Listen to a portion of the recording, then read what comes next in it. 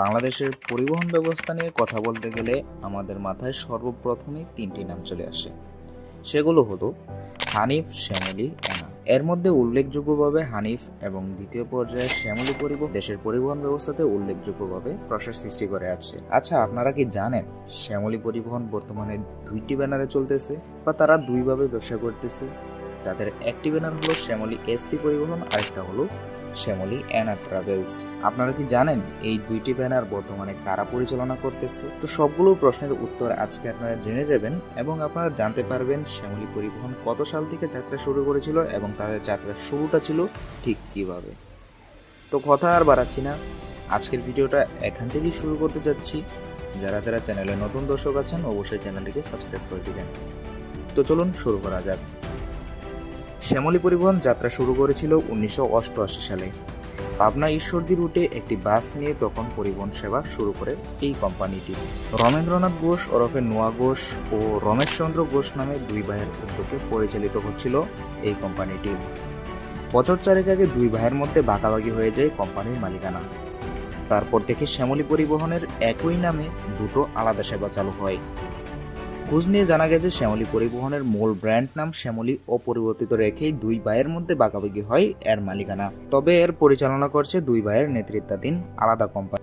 বড় ভাই রমেশচন্দ্র ঘোষের অধীনে শ্যামলী পরিবহন বা এসপি নামে চলছে একটি, আর ছোট ভাই রমেন্দ্রনাথ ঘোষ ওরফে নোয়া ঘোষের মালিকানায় চলছে শ্যামলী পরিবহনেরই অপর একটি অংশ।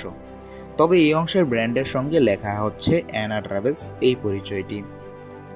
জানা গেছে নোয়া ঘোষ ও তার ছেলে শুভঙ্কর ঘোষ রাকেশের নামানুসারে এনআর ট্রাভেলস নামে আলাদা কোম্পানিটি গঠন করা।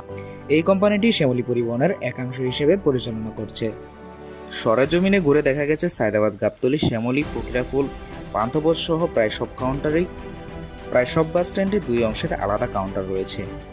তবে সেসব কাউন্টারের কর্মীরা যাত্রীদের কাছে এ বিষয়ে স্পষ্ট করছেন না। উভয় অংশের কাউন্টারগুলোর মধ্যে যাত্রী ধরে রাখার প্রতিযোগিতাও দেখা গেছে। তবে দুই কাউন্টারের একাংশে শুধু শ্যামলী পরিবহন লেখা থাকলেও অপর অংশের সাইনবোর্ডে ছোট্ট করে লেখা রয়েছে পরিচালনায় এনআর ট্রাভেলস। এ সম্পর্কে জানতে চাইলে এক এক কাউন্টারের কর্মীরা এক এক কথা জানাচ্ছেন। কোথাও বলা হচ্ছে সব কাউন্টারই এক, এদের মধ্যে কোনো তফাৎ নেই। আবার কোথাও বলা হচ্ছে দুই ভাইয়ের মধ্যে কোম্পানি ভাগাভাগি হয়ে গেছে, তাই আলাদা কাউন্টার স্থাপন করা হয়েছে। তবে সেবার বিষয়ে কোনো পরিবর্তন হয়নি বলে তারা দাবি করেন। এ প্রসঙ্গে শ্যামলী পরিবহনের এনআর ট্রাভেলসের পরিচালক শুভঙ্কর ঘোষ রাকেশ বলেন, আমরা ঘোষ পরিবারের লোক।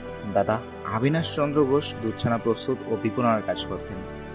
আমার বাবা চাচারা ছিলেন 6 ভাই, তারাও পারিবারিকভাবে একই ব্যবসা করতেন। কিন্তু আমার বাবা নোয়া ঘোষ 6 ভাইয়ের মধ্যে তিনি ছিলেন তৃতীয় এবং প্রথম পরিবহন খাতে ব্যবসা শুরু করার উদ্যোগ নেন। 1972 সালে একটা টেম্পো কিনে তা চালাতে শুরু করেন। সেই 1972 সালে যুদ্ধের 1 বছর পর থেকে কিন্তু শ্যামলী পরিবহনের যাত্রা শুরু হয় এবং সেই টেম্পোতেও কিন্তু লেখা ছিল শ্যামলী নামটি। শোনা যায় এই শ্যামলী নামটি তাদের ধর্মীয় শাস্ত্র থেকে নেওয়া হয়েছে। আমার মেজো চাচা রমেশচন্দ্র ঘোষও তাকে সহায়তা করেন। পরে 1974 সালে বাবা ইংল্যান্ড মেটফোর্ড কোম্পানির একটি বাস কিনেন। পাবনা থেকে শুরু করলে পরে ঢাকা পাবনা রুটে সেবা শুরু করি এই বাসটি দ্বারা। ধীরে ধীরে আমরা দেশের সব গুরুত্বপূর্ণ রুটে ব্যবসা শুরু করি। কোম্পানির বিভাজন সম্পর্কে তিনি বলেন, কোম্পানির মালিকানা ভাগ হয়েছে, কিন্তু এ নিয়ে কোনো অসুস্থ প্রতিযোগিতা আমাদের মধ্যে নেই। গ্রাহকদের মানসম্মত সেবা দেওয়ার বিষয়ে আমাদের মধ্যে প্রতিযোগিতা আছে। এর মধ্যে গ্রাহকরা আরও ভালো সেবা পাচ্ছেন। কোম্পানির মূল ব্যবসা ছিল নন এসি বাস সার্ভিসের।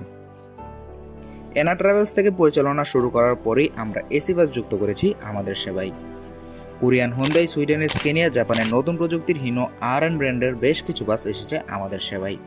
এতে যাত্রী সেবারও মান বেড়েছে।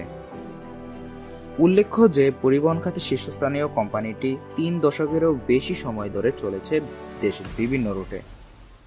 বর্তমানে দেশের ময়মনসিংহ অঞ্চল ছাড়া প্রায় সব রুটে শ্যামলী পরিবহনের গাড়িটি চলমান রয়েছে। ঢাকা চট্টগ্রাম, ঢাকা সিলেট, ঢাকা উত্তরাঞ্চল ও ঢাকা কুষ্টিয়া রুটে চলাচল করছে। ফেরিতে নদী পেরিয়ে পরিবহন সেবা সুবিধাজনক না হওয়ায় খুলনা ও বরিশালে কোম্পানির সেবা ছিল না। তবে বর্তমানে পদ্মা সেতুর সুবাদে ওই অঞ্চলেও পৌঁছে যায় তার দেশের অভ্যন্তরীণ সেবা ছাড়াও ঢাকা কলকাতা, ঢাকা আগরতলা, ঢাকা শিলং, গুয়াহাটি ও ঢাকা শিলিগুড়ি রুটে গাড়ি চলছে শ্যামলীর। তবে কয়েক বছর ধরে কোম্পানির উদ্যোক্তা দুই ভাইয়ের মধ্যে মালিকানা নিয়ে বিরোধ। গত কয়েক বছর আগে তার শুরুর দিকেই দুই ভাই কোম্পানির গাড়িগুলো মালিকানা নিয়ে আলাদা হয়ে যান। এখন এনআর পরিবহনের পরিচালনাধীন শ্যামলী পরিবহনের বহরে বেশ কিছু আধুনিক গাড়ি যুক্ত হয়েছে। তাছাড়া নোয়া ঘোষের ছেলে শুভঙ্কর ঘোষ রাকেশের উচ্চশিক্ষিত হয় কোম্পানির ব্যবস্থাপনার সংস্কার এনেছেন। এ থেকে বোঝা যায় অফিসিয়ালি শ্যামলী পরিবহনের যাত্রা শুরু হয় 1988 সালে। তবে তাদের স্বপ্নটা ছিল সেই যুদ্ধের 1 বছর পর থেকেই। এই স্বপ্নবাজ মানুষগুলোর দৃঢ় চেষ্টা ও পরিশ্রমের কারণেই তাদের সফলতা আজ বর্তমানে এসে দেখা দিচ্ছে।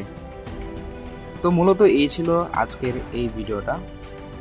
আশা করি আপনারা সম্পূর্ণভাবে ক্লিয়ার হয়ে গেছেন।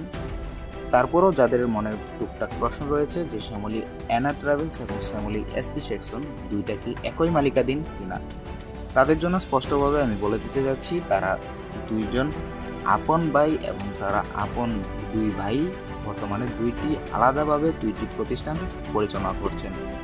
তবে তাদের কোম্পানিটির মূল ব্র্যান্ড নাম শ্যামলী, এটা অপরিবর্তিতই রয়েছে।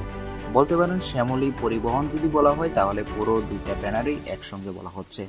আর যদি শ্যামলী এসপি সেকশন উল্লেখ করা থাকে তাহলে আপনারা চিনতে পারবেন যে শ্যামলী এসপি সেকশন এটা আলাদা একটা কোম্পানিকে বলা হচ্ছে শ্যামলী সেকশনেরই, আর এনআর ট্রাভেলস এটাই আলাদা। দুইটার দুইজন মালিকাধীন প্রতিষ্ঠাতা বর্তমানে আছেন এবং তারা দুইজন দুইভাবে ব্যবসা পরিচালনা করছেন। তো আজকের ভিডিওটা এই পর্যন্তই। সকলেই ভালো থাকবেন, সুস্থ থাকবেন। চ্যানেলে নতুন দর্শক হয়ে থাকলে অবশ্যই চ্যানেলটিকে সাবস্ক্রাইব করে দেবেন। আসসালামু আলাইকুম।